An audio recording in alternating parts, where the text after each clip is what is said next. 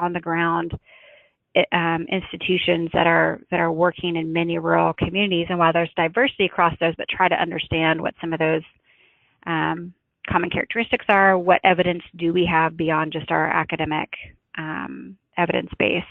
And so after our last call, I kind of walked away thinking, is there a way to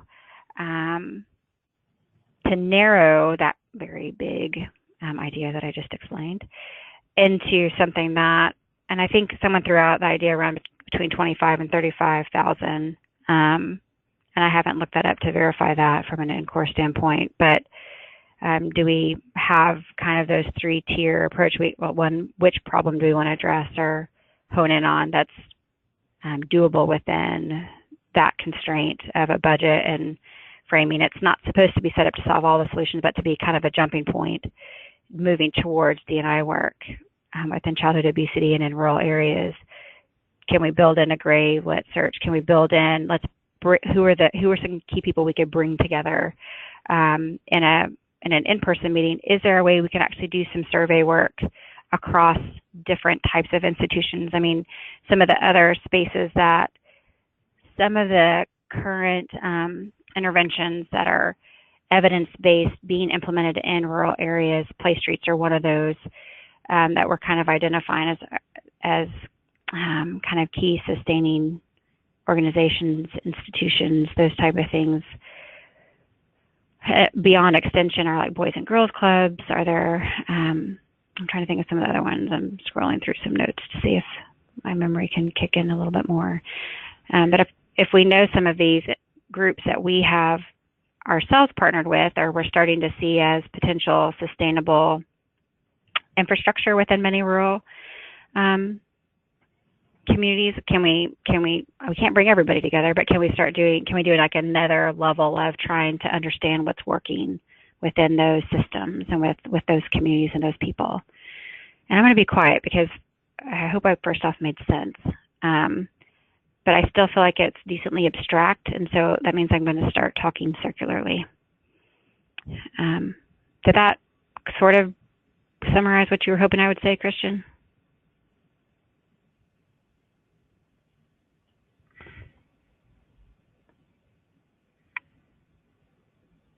Well, while we're waiting for Christian, this is Sam at WVU, and one other thought we had at Active Living, a few of us, was the idea of hosting an academic conference to bring a bunch of us together to do some sort of substantive work.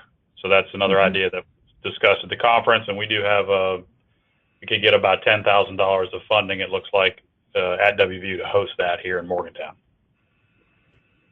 Excellent, Sam, and thank you for articulating that. In my mind, that fit into what I just said, but apparently it didn't. It did in my mind too. Even in my mind. Perfect. No, that's awesome. Thank you for clarifying that. Yeah, I think I've unmuted myself here. So, yay! What about process and product of getting it? I mean, what comes out of an NCORE like you said, 25 to 35,000?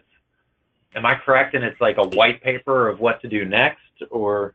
I think that's a series of. I think there is kind of this idea that there's potentially an academic paper that synthesizes. So if we did a gray lit type of search, that there was a product around that was both academic oriented as well as kind of white paper. And what I've seen in terms of one example is more of a series of white papers potentially describing short-term and long-term kind of agendas, or this is what we learned, this is what we need to do next type of things. I think if we brought together like this idea, if we had process-wise, if we built in this kind of gray lit search, we built in this academic conference where we figure out who to bring to that table, and then if we thought that we could still within that same capacity, which it might be a stretch, if we survey a number of these more on the ground people in different rural communities, is there a product that goes along with that as well? Yeah, and a few years ago at ALR, at the rural table, we started, and I'm pretty sure we have minutes on our notes that we started to talk about who the key people were, or the key agencies. So that could start that, who could be surveyed kind of thing. So this is Cindy. Are we thinking of shifting from following through with this data you collected and looking more at having some sort of conference, for lack of a word, that brings certain people together to develop a document about where we are and where we need to go regarding D&I? Is that what we're doing? We're kind of shifting focus? I'm just trying to understand. I think it could shift focus. I think it could. I mean, the other idea is we could build this out more. I think if our current methods don't match NCORE because our current methods are on adult-based physical activity. Mm-hmm. So if we're talking about building out the positive deviant work, which I think is a good idea, I don't think it fits NCORE funding.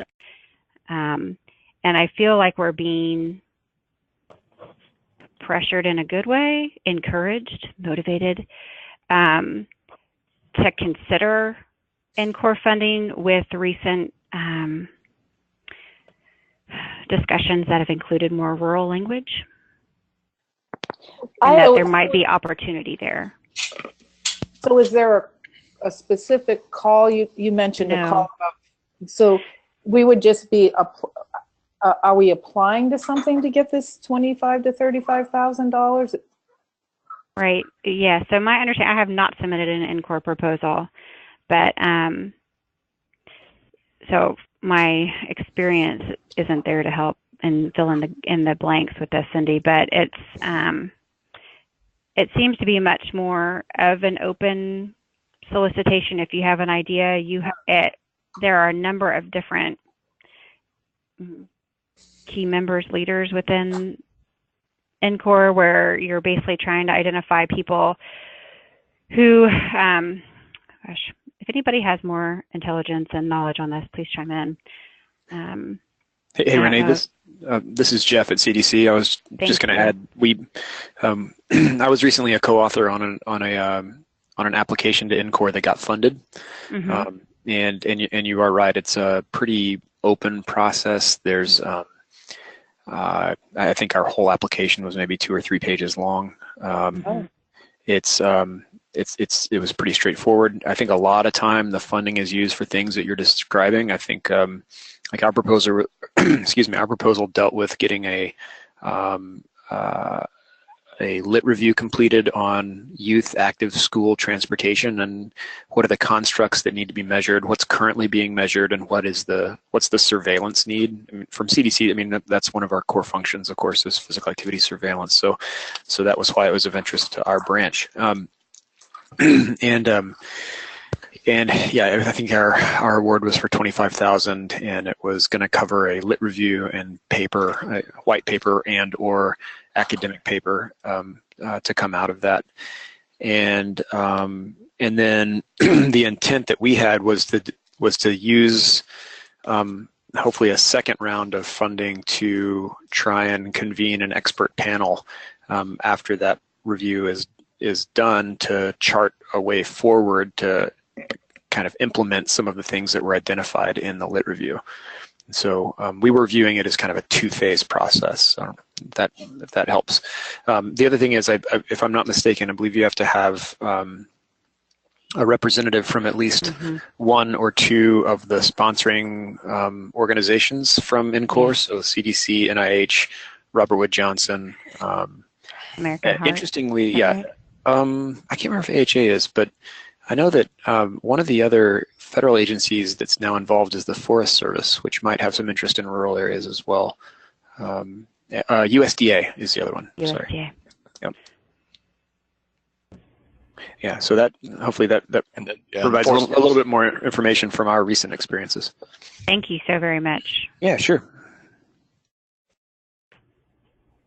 And so I think when I hear that and when I think back to our call a few weeks ago, I feel like there's this, it's figuring out which part of where we want to get to we would actually focus on if we wanted to kind of move forward with this approach. And pursuing an NCORE application or proposal. And maybe it's something where, because WVU has some funding that could be, I'm going to say, matched loosely, that we could actually think in a two-phase if we think that could happen, or do we focus in on one or the other? I do think we're still at a good jumping point in terms of where our recent systematic lit reviews have been across multiple different, I mean, there was even a theoretical systematic lit review too that came out rural focused in the last 2 years as well. So I mean, there have been a slew of, across different physical activity related areas, rural focused systematic lit reviews. And so I don't know if there's actually a need to start there. I do see a big gap within the gray literature. Like, we don't know what's happening necessarily in all these different areas. And when you so I don't know if that's where makes the most sense, or do we feel like we're already ready to be able to convene kind of a panel of experts into a conference type of setting, or who do we bring to the table? Is it all academicians and researchers, or do we actually try to bring folks to the table from some of these other more on the ground spaces? Hey, Renee, so trying to, if you would indulge me for a little bit. Sorry. So I'm thinking about, our going back to our, call to action paper, Yep. Even the recent book chapter we worked on and other things. My feeling is a lot of our work has focused on critiquing the approaches of, we're designing these interventions now, see if they work in rural areas. And we've talked about how the challenges have been different, but we've also focused on how rural communities, the ones that they're doing things well, are being really creative in their approaches to sort of overcoming some of those unique challenges. And so if we're going in and we're doing things like complete streets, or we're doing safe routes to school that have been developed in these other communities, the focus on just seeing if they work in rural communities isn't always the best approach. And so I'm wondering if kind of the theme can be focused on still following the sort of positive deviant kind of framework, but the idea being, let's see where rural communities have been really creative in how they've addressed some of their challenges, whether that's sustaining programs, whether that's shared use, whether that is engaging with the natural environments, things like that are unique opportunities in those rural communities. And so I'm wondering if it makes sense to have some kind of convening that includes both academics, policy, focus, practitioners, whether that's extension, whether that's parks and recreation, whether that's schools, et cetera. And a lot of this is stemming from our current CDC project with the College of Ag here, where we've just sort of our, extension focused projects, and it's just amazing to hear the stories of the creative ways in which they are sort of addressing some of these physical activity and nutrition issues with kids in the community. And so I feel like I want to sort of capture that theme of rural creativity as sort of the intervention to the opportunities, and I think that would be a good kind of personally a focus that I think would get people excited. Mm-hmm. Absolutely, Mike. It would make a good book. Yeah. Yeah. It could make a nice edited book. And we do have a publisher here at WVU that will take those sorts of proposals. They do small sports science stuff. They're kind of like Human Kinetics Junior. Fitness called FIT Publishing, FIT Publishing. So that's something that could be relevant and allow both to feature the academic piece of these sort of creative parts that might go along with a conference, where people could showcase it in some sort of way. Would we want to address the issue of the that we were talking about before of the leadership? It matters partly who the leadership is, or would it be best not to focus on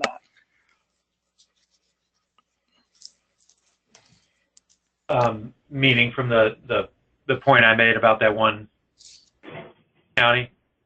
Yeah, that who's in the leadership also has an impact on maybe even on how creative the solutions are, or how inclusive the creative solutions are. Yeah, I think if we go out and we try to assess, using the, what's working in these places, and if we find that that is working, then maybe that's something that's focused on. And that's something I only picked up by going to the place that was less active. So yeah, I think that would certainly need to be part of it as well, because I think focus on how different communities have different challenges. I think when you're talking about very diverse rural communities from a race ethnicity perspective, that access to leadership and access to the political process is a challenge that is more pronounced in these communities in terms of scarce resources and the allocation of those resources. So I think identifying places where those, where they've been able to solve some of those problems and understand how they've been able to solve those problems, I think would certainly be relevant. Yeah, that makes sense. Yeah, so just to back up, my experience in a limited sample of communities that I've sort of seen this happening, it is often not, this overt sort of kind of discriminatory process. It's simply, a lot of times it's just inertia of how things have been done, and it's this hegemony in the community, and oftentimes there are processes that might be able to break down some of those barriers to access, and it's possible to work. So I think a lot of times we get sort of caught up in thinking that it's just sort of this institutional racism that is absolutely an impossible barrier to cross. But in the communities we're working with that are very diverse, there is opportunity to change that. Mm-hmm. Yeah, that's been my experience with the few rural communities I've worked in, which it's mostly the mixes between whites and Latinos, where in the most part the whites are the people in the power. Sure. But there, I agree, it's not really overt, at least in my experience with these communities. And there are ways you can. It's like anything. You can address it and overcome it. I was just wondering if we wanted to get into that issue, if we were looking at a book or a white paper or something.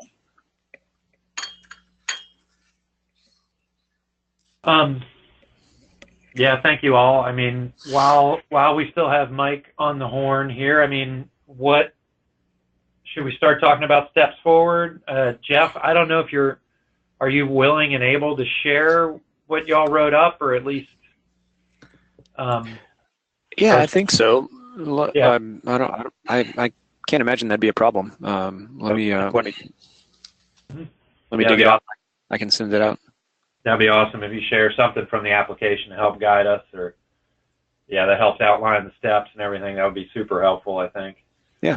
Yeah, and it does feel like it's a shift.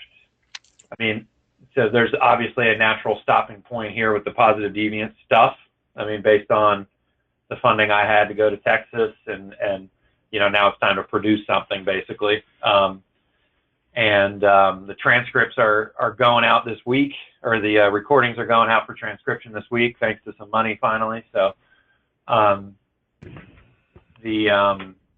we'll be able to have legitimate, qualitative coding and all that good stuff. So,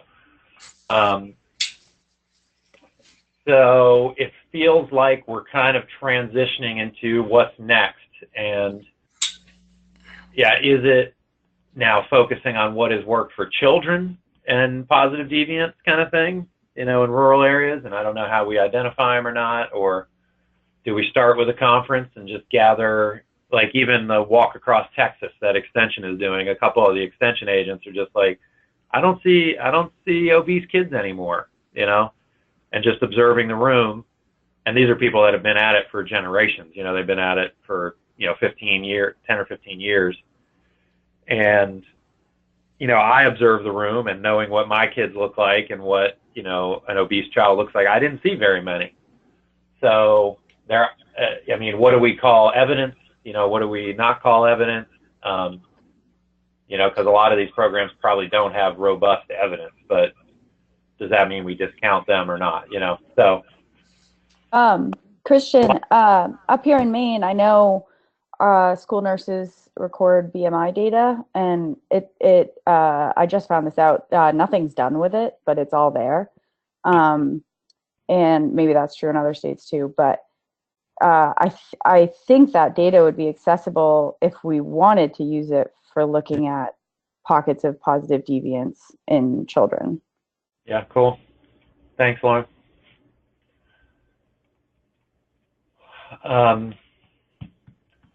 Yeah, so I mean, what should have that same data in West Virginia. Sorry, Christian, but from the Cardiac Project, there's at least 10 years of data on BMI of, I think it's 3rd through 5th graders, isn't it, Christian?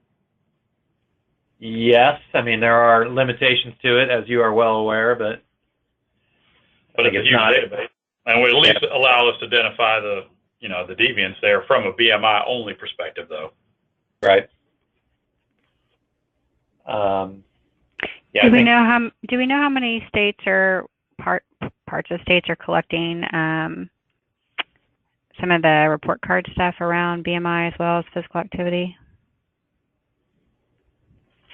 And it's probably mostly BMI that's being collected in those, but I feel like there's been a movement, and I don't have a handle on how far spread that is, but. Yeah, I have no idea.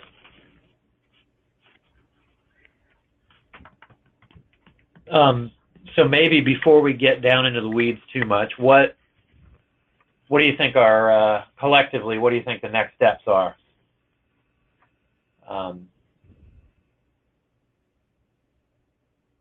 Is it just time to shut up and write? I think there's a few different steps. I think that there is a what's next with the work that you've led, Christian. I mean, I don't think it needs to drop. And I know that you feel like, and it is not necessarily the most robust sample, but I think figuring out what's next and what can get it to where it is at a point where it can be disseminated and accessed by others, I think is important. And so I think there is a piece around that of how do we build out from what you've currently completed into that space. I think that's one thing that we do need to be intentional about, and I think is important. I think, too, I think part of it is, I think there are several different ways we can approach to a next step in terms of moving towards, if we're thinking NCORE, if we're thinking any other type of funding source around rural and physical activity, regardless of where it is in the lifespan. What makes the most sense? How do we move forward? I think my personal opinion is we have summarized academic literature. How do we talk to everybody else who's doing stuff that aren't housed within academic institutions and help understand what's happening, help document that, disseminate that, summarize it, and learn from it. I like the framing that Mike gave around the rural creativity. I think that will come out even if we didn't start specifically there.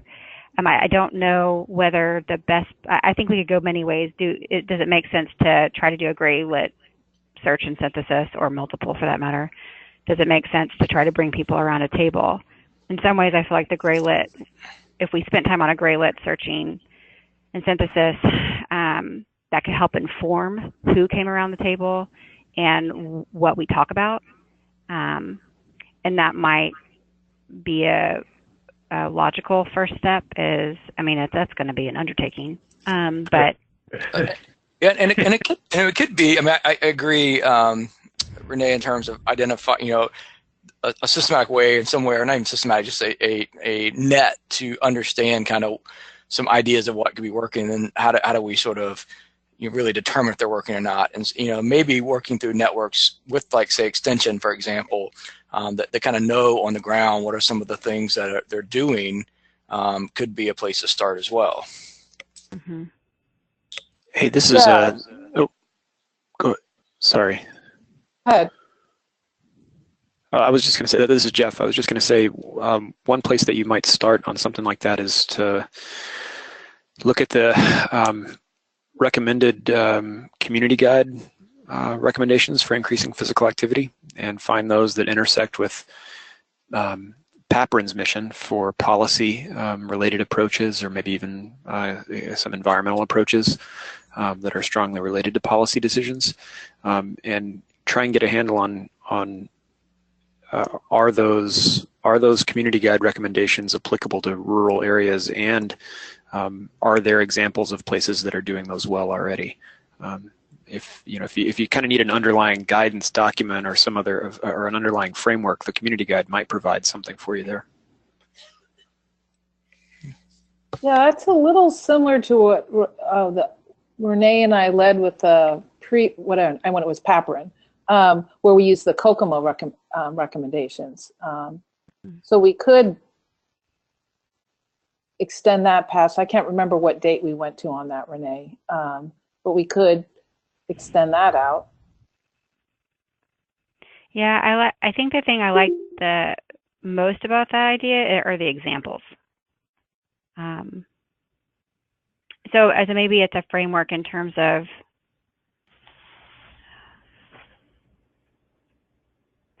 sorry, I'm pausing and thinking.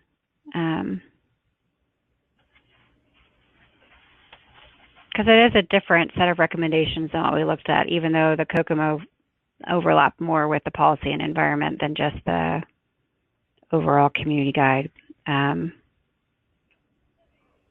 So, I mean, I guess that is one area that hasn't been fully fleshed out. I think there will, and maybe it's extending it past just the academic literature, because I think maybe it's looking at within the community guide, is that how we either connect with organizations that are connected with on the ground efforts, Mike, like you were just saying, whether that's extension, boys and girls clubs, maybe we just pick one to start with. And we try to understand what's happening that fits into the community guide. And that adds a layer of maybe that evaluation piece without there being an actual evaluation. So would we be extending it beyond policy or community level changes, or we're still focusing in on those? I think we could decide what we wanted to do. I don't think PAPRN Plus is opposed to non-policy and environmental approaches.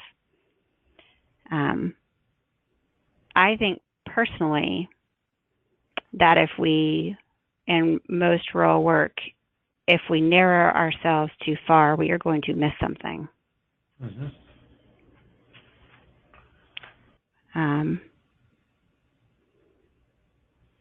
I think it's important to try to capture the environment and policy pieces and trying to work within rural areas. And this is my own personal thought on it, so y'all might have very different thoughts on this. But I feel like when we go in and are just looking at the policy and environment story, that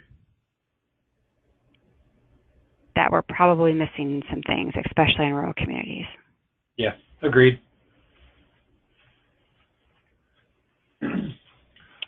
So I've tried to share my screen to just so that y'all see the list we started to develop a couple of years ago or 2017, so last year at ALR, of the organizations that might be important. Yeah, I'm kind of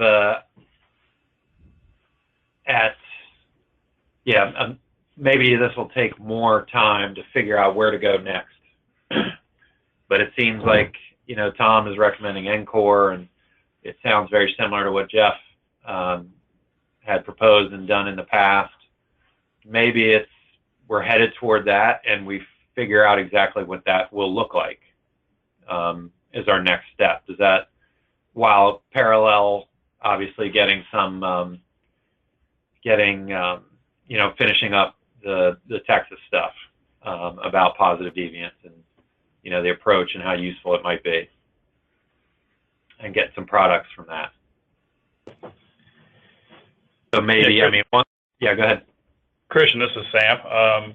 It seems like there might be several things, and people might be interested in one or more of them. It doesn't have to necessarily be a one shared direction. So I think there might be some people more motivated to pursue this grant funding angle because that's sort of what they're into and what links with their interests or their job description. There might be other people that really the idea of the conference seems like a great thing. And so I think there could be opportunities for people to lead in different areas here, and then you could advance all missions potentially. Yep. I I'm not sure, just listening in and not being attached to all the work that you guys have been doing here, which seems substantial. It seems like there could be several people that lead pods or, to step up in certain directions of this piece. Mm-hmm. Yeah, thanks for that, Sam. I think I think identifying the pieces or the pods or the peas in the pods, whatever, and figuring out who will lead those, I think is a good approach. I'm just struggling to articulate what those pieces are at this point. So, like you said, we have the conference and the NCORE application, and then really finishing off, getting publications and other things out of the previous work, the positive deviance work. So, are those three things, as I take notes here? So, an NCORE application, sort of a conference idea, sort of who would be there, mission, goals, etc. And then finishing the positive deviance work.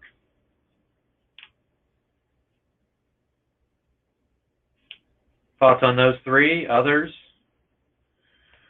I think that, just to build on that, I think there are potentially different ways of being involved. I think it might be strategically, there might be some strategery in terms of building if we decided to focus on whether it's some survey work or some gray literature searching from the NCORE app, saying we want this to inform this conference that we're actually going to be working towards, and that will be happening kind of as it's a two-step. They're related. They don't have to be the same exact people, but our timing of them actually helps one inform the other, if we think that makes sense, or whether it's the flip, if we think that the conference should happen before kind of a different step. I think that might actually be a strong approach from, if we think an NCORE application makes sense, that we think this is important. In fact, we think it's so important that we need to do this now so that we can build towards this next step that we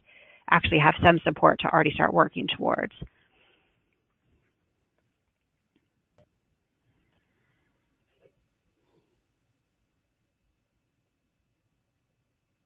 Thoughts? Well, if the goal of the conference was to try to, if we get back to the original goal, as I understood it, was try to see how can we move toward D&I type research for rural physical activity, in that sense, it might seem to make sense to have the work from this NCORE funding, whether we're looking at statewide surveys or gray literature, or how we're identifying creative solutions. Seems like that might potentially be the first step, and then from that, you would maybe have some more information to inform. We could move forward, maybe there's some creative solutions we see patterning in certain types of situations, and then we could create some D&I research from that would come out from a conference. So it seems to me, if we're trying to decide the order, that it might be getting that information first and then the conference. But it seems it could actually go the other way too.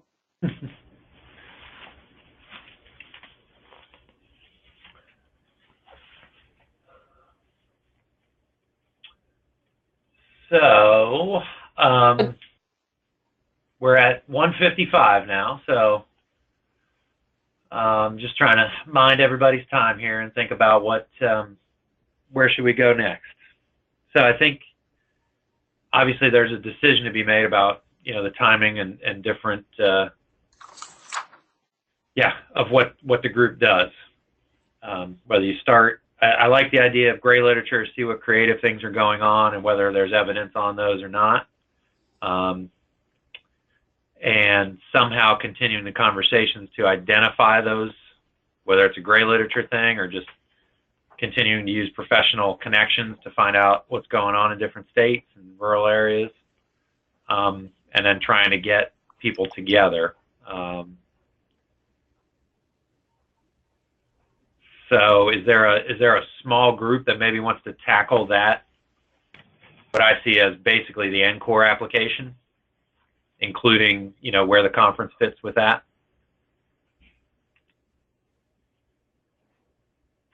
I'm happy on the WVU end to try to sort out the funding if everyone's saying, hey, Morgantown's a good place to host it. I think I'm trying to figure out some details on that and what timing we would be eligible to do that sort of thing. Mm-hmm. Okay, thanks, Sam. This is Cindy. I'm happy to work on the NCORE proposal. It sounds like, if I understood Jeff right, we need to have someone from, is it just one of these agencies? Apparently it's better if you have multiple.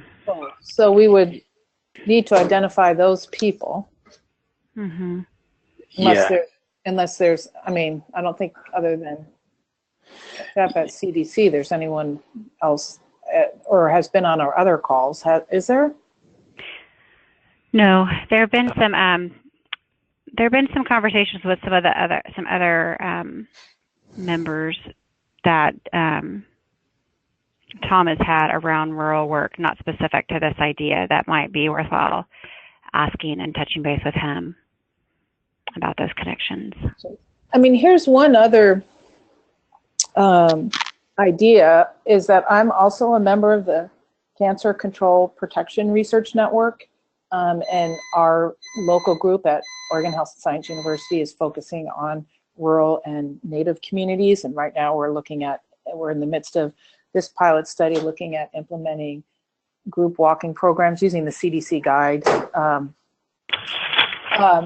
And the Cancer Control Protection Research Network as a whole is interested in trying to work with other funded networks. So I don't know, in that sense, we could try to see how we could work with them on this project to some degree. Who's the primary contact or the NIH rep? I'll have to double check who that is. If you say Frank Perna, I think we could, a couple of us could text him right now. Right, Sam? Maybe.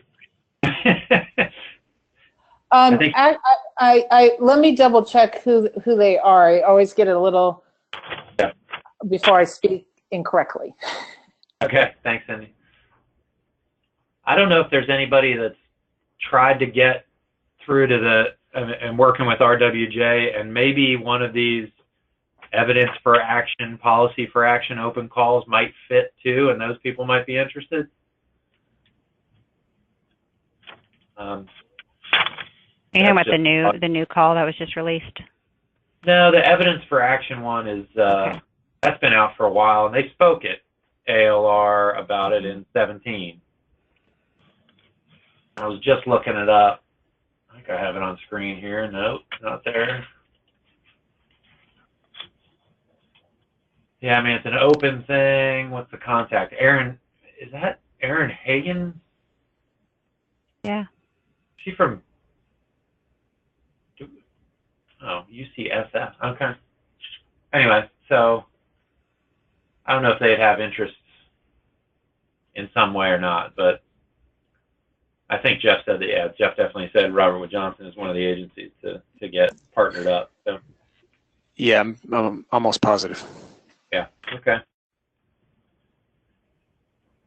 I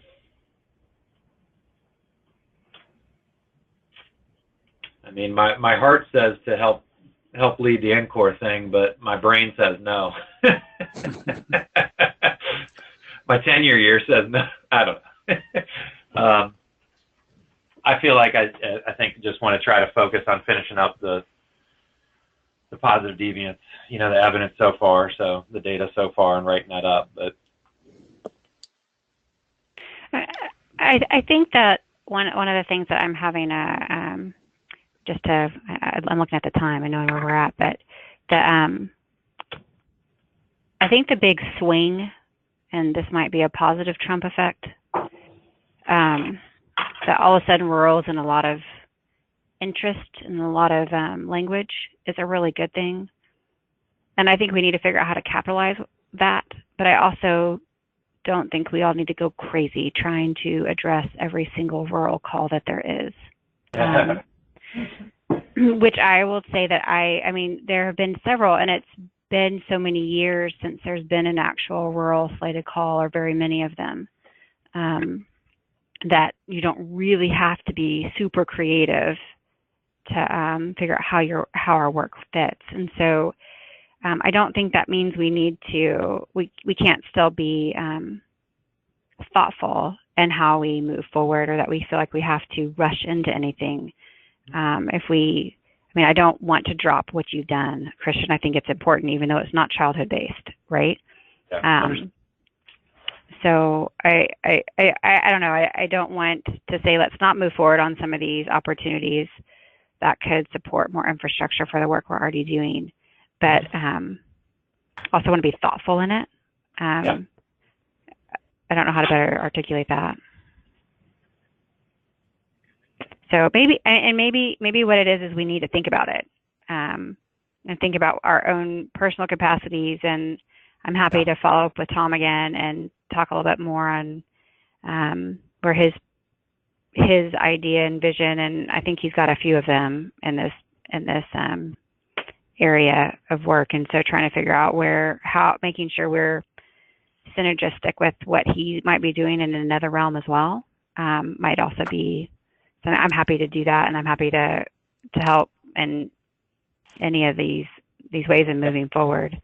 But getting a better idea on what we think is the best first step, best use of time that moves our group forward, our work forward, I think makes a lot of sense. Thanks, Sam, for looking into like timelines within the infrastructure within WVU. That'll give us, I think, a good idea in terms of, okay, if it's tomorrow, well, maybe it's next year we think about this, or what does that even look like within timeline? It has passed right now, but I can certainly inquire, because maybe no one put in for that funding. So like the deadline was February 5th to do something in the next academic year, but it's also possible that they had earmarked $100,000 and they only spent 50. So I'll inquire anyway. Excellent, thank you. Yeah, which brings up a good point, Renee, that Renee is saying. Then we might, if that is available now, we might move with that first.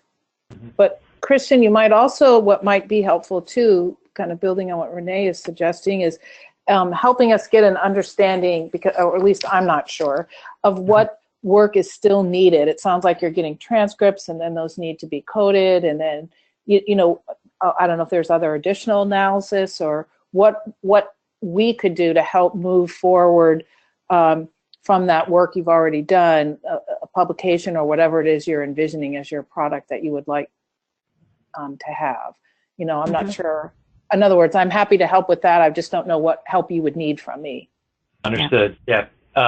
So thank you for that, Cindy. I think that'll work us down to the next step, sort of to-do items from this call. So, you know, again, trying to be sensitive for time on people's time here. So essentially, here's what I'm proposing for next time. We take a look at, I'll come up with, you know, a plan and what, or at least what products and what needs to happen from the positive deviant work. We can talk through who's, you know, able to do what. And Jeff said, like, when Jeff shares the NCORE application, I guess, and maybe if we could get Tom or someone else to share, you know, the process for how we apply, I think it'd be good to talk about those steps. Sam will give us an update on, you know, WVU's internal funding. I think it'd be nice if we could score some Big 12 money too for this, but yeah. And then immediately we'll try to set up a next call. I'll send out our favorite doodle poll kind of stuff to set, you know, a call in about a month here.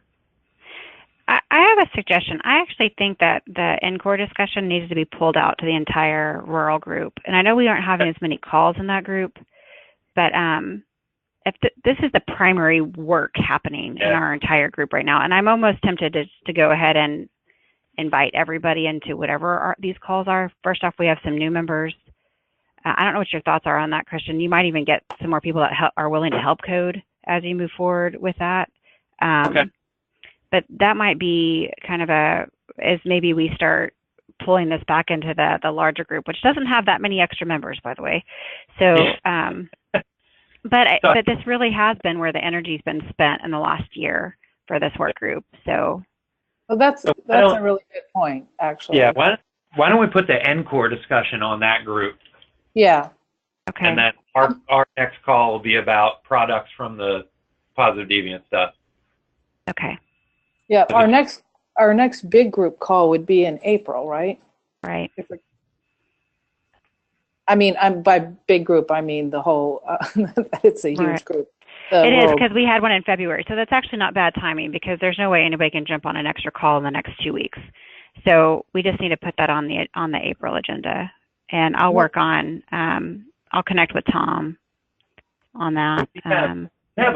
Wait a minute. I have a full network call the 22nd, next Thursday, and the 29th. I don't know why I have that, but I think that we moved to every other month.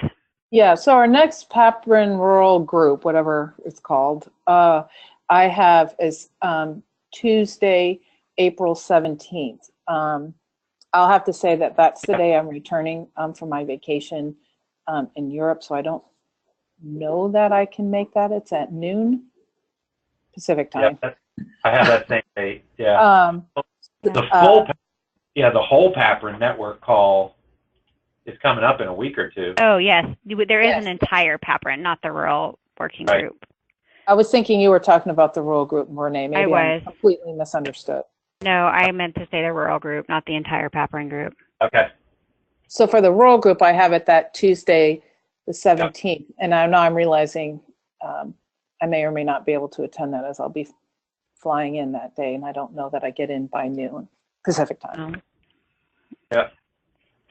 Yeah. So it sounds like Tuesday the 10th actually work better, because I'll send out and see if everybody can make the 10th. Are you in Europe that week? I'm in that week. The 24th would be better if we could change it to the 24th. Yep. Does that work for everyone on this call? Good for me. Renee? Yeah, it looks like it's good. Anybody else? Jeff? I One more teach. time. Date and time. 24th, 3 p.m. Eastern. April 24th. Sorry. Yeah, that's fine with me. This is Jeff. And Lauren? Sorry, I teach Tuesday afternoon, so I can't be in that call. Oh, so no matter what date it was, it wouldn't work. Yeah, Tuesdays don't work for me, unfortunately, this semester. So should we try to move to change that to the 24th? I guess we could contact... I'll contact Amanda and ask her to send it out. Mm-hmm. Yeah, okay, thanks. Okay, so we're gonna put the NCORE stuff onto the bigger rural group, right? Yeah. Okay. But I think still having, what the steps are and what the process and what, an application looks like would be important for that. And then I'll send out, a poll for our little group here today for our next call. I'll type up some notes. And so the next call is probably mostly about getting some products out of this positive deviance work. Excellent. Yes, that sounds great. Sounds good. All right. Thank you. Well, thank y'all for hanging out. Thanks, Christian. Thanks, everybody. Thank you, Sam and Lauren, for joining in. Yeah. Thank you. Thanks. Bye. Bye. Thank you. Have a great day. Bye. Thank you. Bye. Bye.